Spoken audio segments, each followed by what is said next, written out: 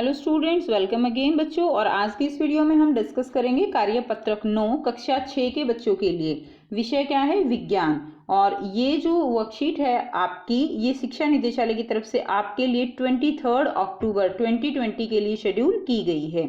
और बच्चों आज आपको दो वर्कशीट करनी है। एक आपको वर्कशीट करनी है साइंस की, ठीक है, एक आपको साइंस की करनी है, दूसरी वर्कशीट आपको एसएसटी की वर्कशीट आपको सॉल्व करनी है। So now let's start. Topic क्या है हमारा? भोजन के घटक।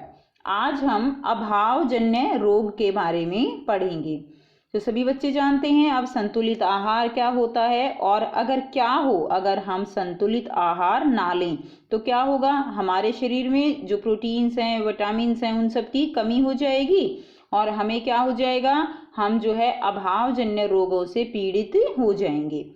एक व्यक्ति खाने के लिए पर्याप्त भोजन पा रहा है, लेकिन कभी कभी उसके भोजन में किसी विशेष पोषक की कमी हो जाती है। यदि वह कमी लंबे समय तक रहती है तो वह व्यक्ति उसके अभाव से ग्रसित हो सकता है, यानी उसके शरीर में क्या हो जाएगा? किसी विशेष पोषक की जो है कमी हो जाएगी।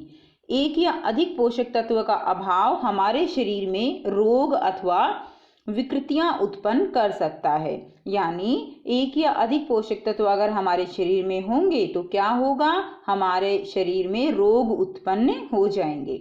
वे रोग जो लंबी अवधि तक पोषकों के अभाव के कारण होते हैं उन्हें हम क्या कहते हैं? उन्हें हम अभावजन्य रोग कहते हैं। जो रोग लंबी अवधि तक यानी लंबे समय तक किसके कारण होते हैं? पोषकों की कमी के कारण होते हैं। यदि कोई व्यक्ति अपने भोजन में पर्याप्त प्रोटीन नहीं ले रहा तो उसे कुछ रोग हो सकते हैं, जैसे वृद्धि का रुक जाना, चेहरे पर सूजन होना, बालों के रंग का उड़ना या त्वचा की बीमारियां या पैचिस जैसे रोग उसको हो सकते हैं। और यदि कोई व्यक्ति प्रोटीन तथा कार्बोहाइड्रेट दोनों ही किसी व्यक्ति के आहार से लंबे समय तक गायब रहें तो क्या होगा? तो उसकी वृद्धि जो है वो पूरी तरह से रुक जाएगी। ठीक है, ऐसा व्यक्ति बहुत दुबला पतला हो जाएगा और वह इतना कमजोर हो जाएगा कि चलने में भी असमर्थ होगा, यानी उससे चला भी नहीं जाएगा अगर किसी व्यक्ति के आहार में लंबे समय तक प्रोटीन या कार्बोहाइड्रेट जो है वो दोनों गायब रहें। अब देखिए, सभी अभावजन्य रोगों की रोकथाम संतुलित आहार लेने से की जा सकती है। यानी संतुलित आहार ही इन सभी बीमारियों का एक जो है उपाय है, क्योंकि संतुलित आहार में सभी पोषक तत्व उचित मात्रा में उपलब्ध होंगे। ठीक है, चलिए अब हम देखते हैं विभिन्न विटामिनों और खनिज लवणों के अभाव से विभिन्न रोग तथा विकृतियां उत्पन्न जो है हो सकती हैं। उनमें से हम कुछ को जो है यहाँ पर डिस्कस करेंगे। विटामिन का नाम दिया गया है या खनिज का नाम दिया गया है, उससे क्या रोग हो सकता है हमारे शरीर में, क्या विकार उत्पन्न हो सकता है। विकार क्या है? एक तरह का जो है रोग को ही हम विकार कहते हैं। और उस रोग के क्या क्या लक्षण हैं जो हमें अपने शरीर में दिखाई देंगे अगर उस विटामिन या खनिज की कमी अगर हमारे शरीर में होती है। पहला है विटामिन ए। सभी बच्चे जानते हैं विटामिन ए जो है हमारे लिए कितना जरूरी है। अगर हम विटामिन ए नहीं लेते हैं तो हमें दृष्टिहीनता यानी हमारी आंखों की रोशनी जा सकती है। ठीक है, अब इसके लक्षण क्या क्या होंगे अगर हमारे भोजन में विटामिन ए जो है वो हम नहीं लेते हैं या लंबे समय तक हमने विटामिन ए नहीं लिया है। हमारी आंखों की रोशनी कमजोर हो जाएगी, अंधेरे में हमें कम दिखाई देगा, कभी कभी जो है पूरी तरह से दिखाई देना भी बंद हो जाता है। तो ये लक्षण किसके होंगे? ये लक्षण विटामिन ए के होंगे, विटामिन ए की कमी के होंगे। और रोग कौन सा होगा? दृष्टिहीनता। नेक्स्ट देखिए विटामिन बी1। विटामिन बी1 की कमी से कौन सा रोग हो जाएगा? बेरी। अब इसके लक्षण क्या क्या होंगे? कमजोर पेशियां होंगी और काम करने में ऊर्जा में कमी होगी। ठीक है, यानी हमें जो हमारा शरीर है वो थका थका सा अनुभव होगा। नेक्स्ट है विटामिन सी। विटामिन सी यानी स्कर्वी रोग, मसूड़ों से खून निकलना, यानी जो मसूड़ों से जो है खून निकलेगा वो अगर निकलता है तो किसकी कमी है? विटामिन सी की कमी है। घाव भरने में अधिक समय का लगना, और जो घाव हैं उनको भरने में भी अधिक समय जो है इसमें लगेगा अगर विटामिन सी की कमी हो जाती है। रोग कौन सा होगा? स्कर्वी। नेक्स्ट देखिए, नेक्स्ट है विटामिन डी। विटामिन डी की कमी से होने वाला रोग क्या है बच्चों? विटामिन डी की कमी से होने वाला रोग है रिकेट्स। अब रिकेट्स में क्या होगा? आपको चित्र में दिखाई दे रहा है, हड्डियां जो है वो टेढ़ी मेढ़ी हो जाती हैं। जो हड्डियां हैं, अस्थियां, अस्थियां क्या होती हैं? हड्डियां। अस्थियों का मुलायम होकर मुड़ जाना, अस्थियां बहुत ही मुलायम हो जाती हैं, यानी जो हड्डियां हैं वो बहुत मुलायम हो जाती हैं, और जब मुलायम हो जाएंगी तो वो क्या हो जाती हैं? वो मुड़ जाती हैं। ये किसकी कमी के कारण होगा? ये विटामिन डी की कमी के कारण होता है, और उस रोग को हम बोलते हैं रिकेट्स, और ये बच्चों में जो है ज़्यादातर होता है। नेक्स्ट देखिए, कैल्शियम। कैल्शियम खनिज है, तो कैल्शियम जो है अगर जो है भोजन में कमी होती है, शरीर में कमी होती है, तो जो है क्या होगा? अस्थियां और दंत क्षय जो है इसके कारण होगा, यानी हमारी हड्डियां जो है वो कमजोर हो जाएंगी, और दांत जो है उनमें भी जो है कमी आनी शुरू हो जाएगी। दांत जो है वो खराब होने शुरू हो जाते हैं कैल्शियम की कमी के कारण। नेक्स्ट देखिए, आयोडीन। आयोडीन की कमी से घेंगा यानी ग्वाइटर रोग हो जाता है। इसमें ग्वाइटर रोग में क्या होता है कि हमारी जो गर्दन है, आप चित्र में देख पा रहे हैं, जो गर्दन है वो कुछ इस तरह से फूल जाती है।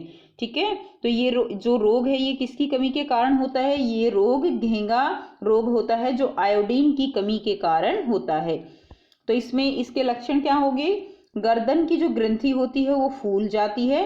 बच्चों में मानसिक विकलांगता, ठीक है, बच्चों में क्या होगा? बच्चे जो है उनके जो ब्रेन है उसका पूरी तरह से ग्रोथ यहाँ पर नहीं होती।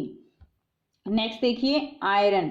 आयरन की कमी से हमारे शरीर में कमजोरी जो है वो महसूस होती है, शरीर जो है हमेशा थका थका महसूस करेगा, और इसकी कमी से जो रोग होता है वो क्या होता है? उसको हम कहते हैं अरक्तता या एनीमिया। ठीक है, अरक्तता या एनीमिया। नेक्स्ट देखिए, अब आपको यहाँ पर कुछ प्रश्न दिए गए हैं, आपको इन प्रश्नों के उत्तर देने हैं। पहला क्या है प्रश्न? निम्नलिखित के नाम लिखिए। तो आपको इनके नाम लिखने हैं। वह विटामिन जो हमारी अच्छी दृष्टि के लिए आवश्यक है। तो कौन सा विटामिन हमारी अच्छी दृष्टि के लिए आवश्यक है बेटे? देखिए यहाँ पे दिया गया है विटामिन ए, तो ये पहले का उत्तर हो जाएगा। विटामिन ए हमारी अच्छी दृष्टि के लिए आवश्यक है। नेक्स्ट देखिए, वह खनिज जो हमारी अस्थियों के लिए आवश्यक है। तो हमारी हड्डियों के लिए कौन सा खनिज जो है वो बहुत ज़रूरी है? हमारी हड्डियों के लिए खनिज बताना है आपको। ठीक है, तो हमारी अस्थियों के लिए जो सबसे ज़्यादा ज़रूरी है वो क्या है? कैल्शियम। ठीक है ना, कौन सा खनिज आवश्यक है? कैल्शियम। ये आपका बी का उत्तर हो जाएगा। वह विटामिन सी देखेंगे, वह विटामिन जो हमारे घाव भरने में वो सहायता करता है, हमारे घाव जल्दी भरने में सहायता करता है। तो घाव भरने में कौन सहायता करता है? विटामिन सी।